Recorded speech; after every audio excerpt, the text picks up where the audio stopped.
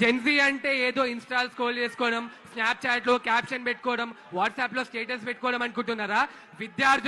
విద్యార్థుల ఉడుకు రక్తం ఉంటది. తలుచుకుంటే ఒక్కొక్కరి బైరి ఒక్కడి ఇచ్చి కొడతాం తలుచుకుంటే చెప్తానండి. మేము పుట్టింది తెలంగాణ గడ్డ.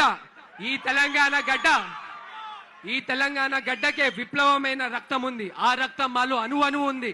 ఒకటే చెప్తున్నా, ఇది ఏ పార్టీ కాదు, ఇది ఏం కాదు. మా హక్కు, మా ఇష్టం, మా కోసం మేము పోరాడే పోరాటం ఇది. మా కోసం మేము పోరాడిపోతే ఇంకెవరు పోరాడతారు? అందుకే విద్యార్థులారా, యువతులారా, మన కోసం గలం ఇప్పకపోతే ఇంకెవరు ఇప్పుతారు? మన తెలంగాణ గడ్డలో ఈ యొక్క ప్రొటెస్ట్ ఇక్కడ చేసిన దానికి ఢిల్లీ మెడల్ వచ్చినాయి. మళ్ళీ మోదీ ఏమంటాడయ్యా? మిడ్ నైట్ వచ్చి వీడియో పెడతాడంట.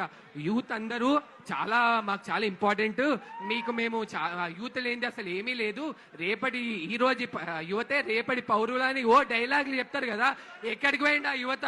ఎక్కడికి పోయింది ఆ బ్యూరోక్రసీ? అంటే నీకు మీరు చేసుకుంటారు, బ్యాగ్ లో సంచులు మోసుకోపోతారు. అటు సెంటర్ అట్లనే ఉంది, ఇక స్టేట్ అట్లనే ఉంది. ఇద్దరు బాయ్ అన్నట్టు భలే ఉన్నారు కదా. ఒకటే చెప్తున్నా, మా యొక్క విద్యార్థుల హక్కు కోసం ఇలానే పోరాడుతూనే ఉంటాం. జై జై తెలంగాణ, జై హింద్.